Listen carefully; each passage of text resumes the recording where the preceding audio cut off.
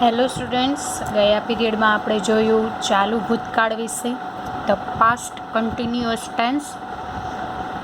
આખું સમજી લીધો આપણે એના નેગેટિવ સેન્ટેન્સ, એફર્મેટિવ સેન્ટેન્સ અને ઇન્ટ્રોગેટિવ સેન્ટેન્સ. આ ઉપરાંત why, who, what, where, when, which, how many અને હાઉ મચ. આ 7 શબ્દોના પણ તમે ક્વેશ્ચન આન્સર શીખી લીધા. મેં તમને કીધું હતું કે આવતા પીરિયડમાં હું તમને વાક્યો આપીશ એના, ત્યાં સુધી તમે પાસ્ટ કન્ટિન્યુઅસ વાંચી લેજો, શીખી લેજો, એટલે તમને એના જે વાક્યો આપું એ આવડી જાય.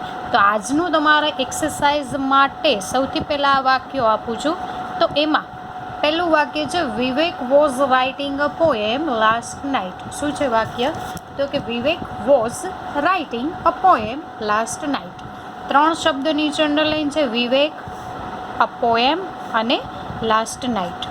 તો આ 3 માટે તમારે 3 પ્રશ્નો બનાવવાના, વિવેક માટે, આ પોએમ માટે અને લાસ્ટ નાઇટ માટે. 3 અલગ અલગ બનશે, પણ કયા શબ્દોથી બનશે હું કહીશ નહીં, તમારે જાતે બનાવી લેવાનું. બીજું છે, the cat was drinking milk. તો અંડરલાઈન આપી છે ધ કેટ અને મિલ્કની છે. તો આ બંને માટે કયા પ્રશ્નથી, કયા શબ્દથી પ્રશ્ન બનાવશું એ તમે વિચારી લેજો, બનાવી લેજો. નેક્સ્ટ પીરિયડમાં આપણે એનું સોલ્યુશન જોઈ લેશું. ત્રીજું છે, Harsh and Mandar were playing in the classroom. તો 2 શબ્દ નીચે અંડરલાઈન છે, હર્ષ એન્ડ મંદાર આખું છે અને ઇન ધ ક્લાસરૂમ એ આખું છે. તો આ 2 શબ્દ માટે કયા શબ્દથી પ્રશ્ન બનાવશું એ વિચારી અને બનાવી લેજો. પછી છે, Manubhai was buying new car. Manubhai નવી કાર ખરીદી રહ્યા હતા. તો ન્યૂ નીચે અંડરલાઈન છે, કયા શબ્દથી પ્રશ્ન બનાવશું વિચારીને બનાવી લેજો. અને છેલ્લું છે, they were giving me 3 pence. તેઓ મને 3 પેન આપી રહ્યા હતા. તો 3 નીચે અંડરલાઈન છે, તો એના માટે શેનાથી પ્રશ્ન બનશે બનાવી લેજો.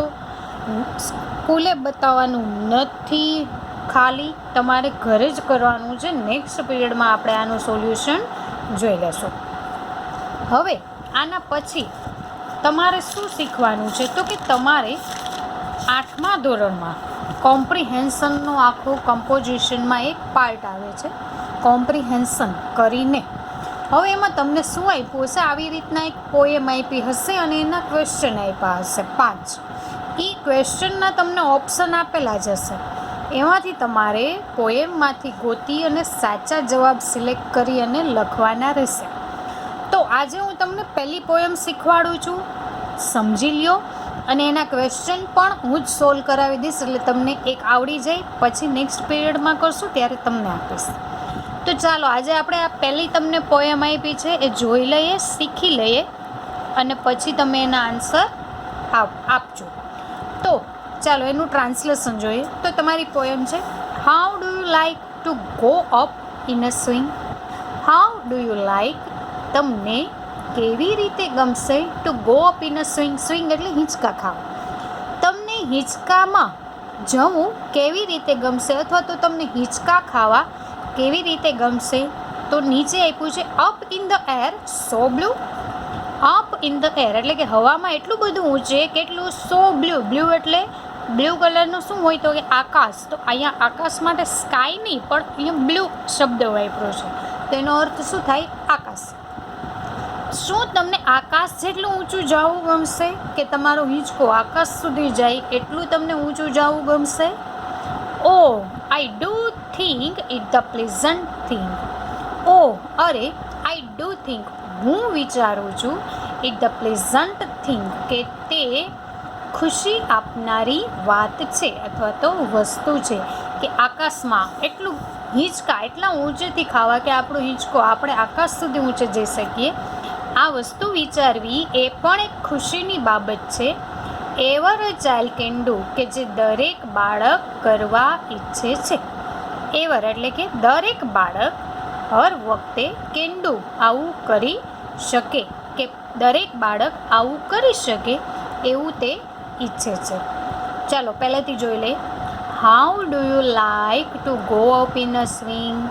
તમને હિંચકામાં ઉપર જવું કેટલું ગમશે અથવા તો કેવું ગમશે. Up in the air so blue. શું આકાશ સુધી ઊંચે જવું, હવામાં આકાશ સુધી ઊંચે જવું ગમશે? ઓ અરે, આઈ ડુ થિંક, હું વિચારું છું, ઇટ ધ પ્લેઝન્ટ થિંગ, કે તે ખુશી આપનારી બાબત છે. એક બાળક માટે આ વસ્તુ કે એનો હિંચકો એટલો બધો ઊંચો જાય એ બાબત એને ખુશી આપનારી છે. Ever a child can do, કે જે દરેક બાળક કરવા ઈચ્છે છે, એટલે કે દરેક બાળક આવું કરી શકે એવું ઈચ્છે છે. બીજી લાઈન શું કહે છે? Up in the air and over the wall. Up in the air, હવામાં એટલું બધું ઊંચે, એન્ડ ઓવર ધ વોલ, અને દિવાલથી પણ ઊંચે. હવે તમારો હિંચકો હવામાં એટલું બધું ઊંચે જાય કે દિવાલથી પણ તમારો હિંચકો ઊંચો હોયો જાય. અપ ઇન ધ એર, હવામાં ઊંચો, એન્ડ ઓવર ધ વોલ, અને દિવાલની ઉપર. Till I can see a so wide. Till એટલે જ્યાં સુધી. ટીલ એટલે શું થશે? જ્યાં સુધી, ત્યાં સુધી, જ્યાં સુધી, ત્યાં સુધી ભેગું. જ્યાં સુધી હું જોઈ શકું ત્યાં સુધી પહોળાઈથી, પહોળું, એટલો બધો વિસ્તાર હું જોઈ શકું. જ્યાં સુધી મારી નજર જાય એટલો વિસ્તાર હું જોઈ શકું. વાઇડ એટલે પહોળું. હવામાં એટલું બધું ઊંચે અને દિવાલથી ઉપર, જ્યાં સુધી હું જોઈ શકું એટલું પહોળું. Rivers and trees and cattle and all. કેટલું ઊંચે જોઈ શકું, ત્યાં સુધી મારી નજર જઈ શકે, તો કે નદીઓ, વૃક્ષો, એન્ડ કેટલ, કેટલ એટલે પશુ, અને બધું જ હું જોઈ શકું. Over the country side. Over એટલે ઉપર. આખા દેશનું બધી વસ્તુ હું જોઈ શકું એટલું મારો હિંચકો ઊંચે જાય એવું હું ઈચ્છું છું. ચાલો પહેલેથી જોઈએ. અપ ઇન ધ એર, હવામાં એટલું બધું ઊંચું અને દિવાલથી એટલું ઉપર. કેટલું ઉપર? કે જ્યાં સુધી મારી નજર જઈ શકે ત્યાં સુધીનું પહોળું, ત્યાં સુધીનું હું જોઈ શકું. કેટલું? તો કે આખા દેશમાં, આખા કન્ટ્રીમાં, આખા દેશની ઉપર, દેશમાંથી પસાર થતી નદીઓ, દેશમાં રહેલા વૃક્ષો અને પશુઓ, અને બધું જ હું જોઈ શકું એટલી મારી નજર જઈ શકે એટલો હું મારો ઊંચો હિંચકો લઈ જવા ઈચ્છું છું. ત્રીજું શું કહે છે? Till I look down on the garden green. જ્યાં સુધી હું નીચે જોઉં, એટલે હિંચકામાંથી હું નીચે જોઉં તો મને શું જોવા દેખાવું જોઈએ? ઓન ધ ગાર્ડન ગ્રીન, લીલુંછમ બગીચો દેખાવો જોઈએ. Down on the roof so brown, અને મને બધા જ મકાનના, સો બ્રાઉન એટલે કે કોફી કલરના, રૂફ એટલે કે છાપરા દેખાતા હોવા જોઈએ. Up in the air I go flying again. Up in the air એટલે કે પાછો નીચે આવે ત્યારે મને બગીચો દેખાવો જોઈએ, અને બધા જ ઘરના છાપરા, બ્રાઉન કલરના બધા જ છાપરા મને દેખાવો જોઈએ. અપ ઇન ધ એર, ફરી પાછો હું હવામાં જાઉં. આઈ ગો ફ્લાઇંગ અગેન, હું ફરી પાછું જવા ઈચ્છીશ.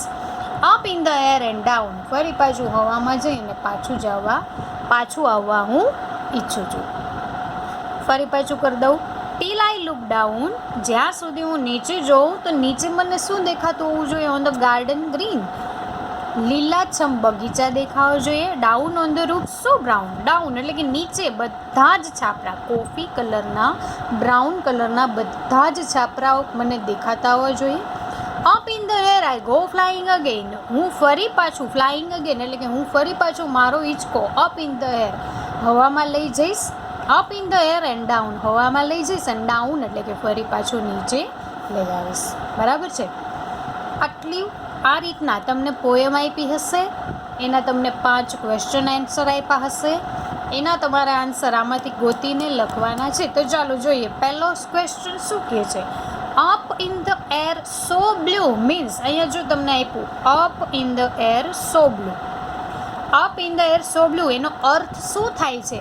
ધ સ્કાય એટલે કે આકાશ સુધી, ધ સી દરિયા સુધી, કે ધ લેન્ડ જમીન સુધી. લેન્ડ એટલે શું થાય? જમીન. આકાશ સુધી, દરિયા સુધી, કે જમીન સુધી? તો મેં તમને અહીંયા શીખવાડ્યું કે up in the air so blue, blue નો અર્થ શું થાય? આકાશ. તો અહીંયા તમને ઓપ્શન આપ્યું જ છે ધ સ્કાય, તો એનો આન્સર શું આવશે? Up in the air so blue, એનો અર્થ થશે આકાશ સુધી, ધ સ્કાય. બરાબર છે? બીજું છે ધ ચાઇલ્ડ સીઝ, બાળક જોવે છે. શું જોવે છે?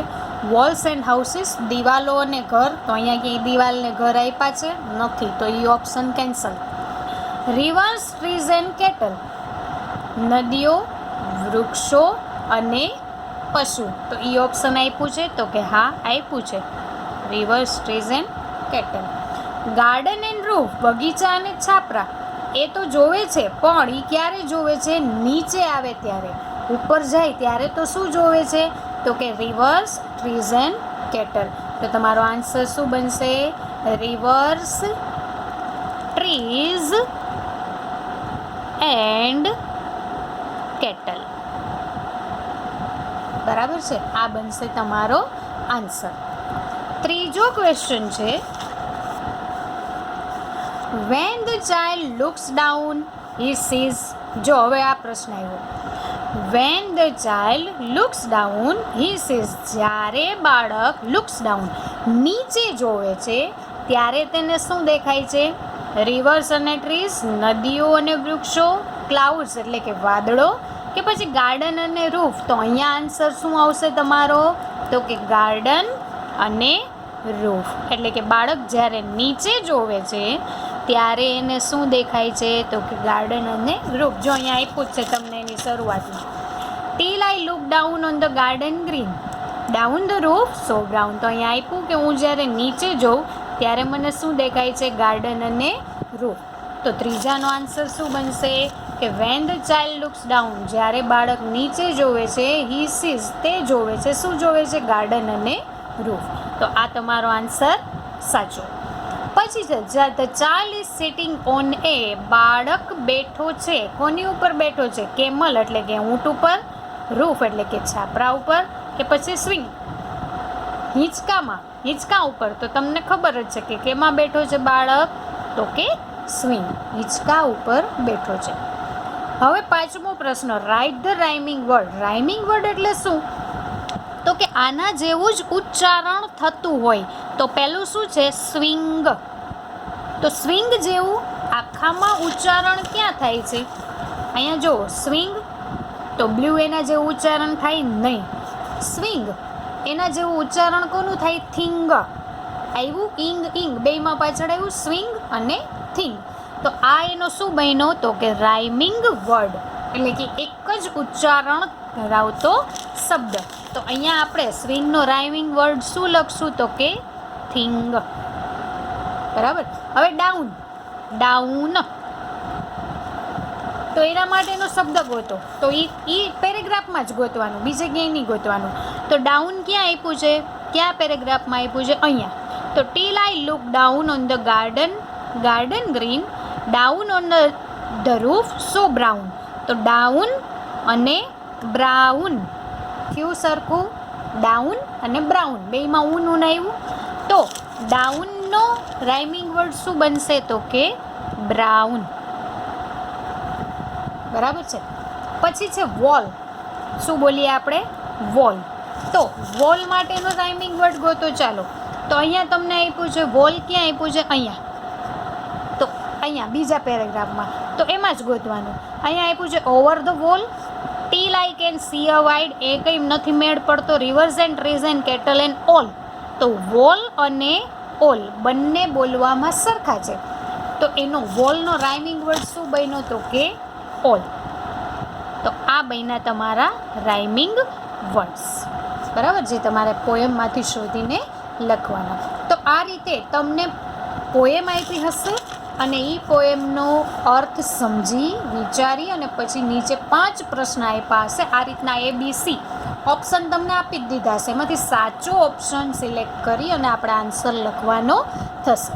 બરાબર છે. તો આજે આપણે આ પહેલી શીખી, નેક્સ્ટ પીરિયડમાં બીજી શીખી લેશું, પણ ત્યારે હું તમને આન્સર આપી દઈશ. તમારે આ ક્વેશ્ચન આપી દઈશ, આન્સર તમારે શોધવાનો. બરાબર છે. તો આટલું પાછું આજે જોઈ લ્યો, શીખી લ્યો, સમજી લ્યો. નેક્સ્ટ પીરિયડમાં આપણે બીજી પોએમ જોઈ લેશું. અને આગલું મેં તમને એક્સરસાઇઝના 5 વાક્ય આપ્યા, એના પણ આન્સર લખી નાખજો. તમને મેં વાક્યો આપ્યા છે, ફરી પાછા બતાવી દઉં છું, એટલે લખી લ્યો. પહેલું વાક્ય છે, Vivek was writing a poem last night. Vivek, a poem અને લાસ્ટ નાઇટ નીચે અંડરલાઇન છે. The cat was drinking milk. The cat અને મિલ્ક નીચે અંડરલાઇન છે. Harsh and Mandar were playing in the classroom. Harsh and Mandar અને ઇન ધ ક્લાસરૂમ નીચે અંડરલાઇન છે. Manubhai was buying a new car, new નીચે અંડરલાઇન છે. અને they were giving me 3 pens, 3 નીચે અંડરલાઇન. બરાબર. તો આટલાના આન્સર લખી લેજો. નેક્સ્ટ પીરિયડમાં આપણે એનું સોલ્યુશન જોઈ લઈશું.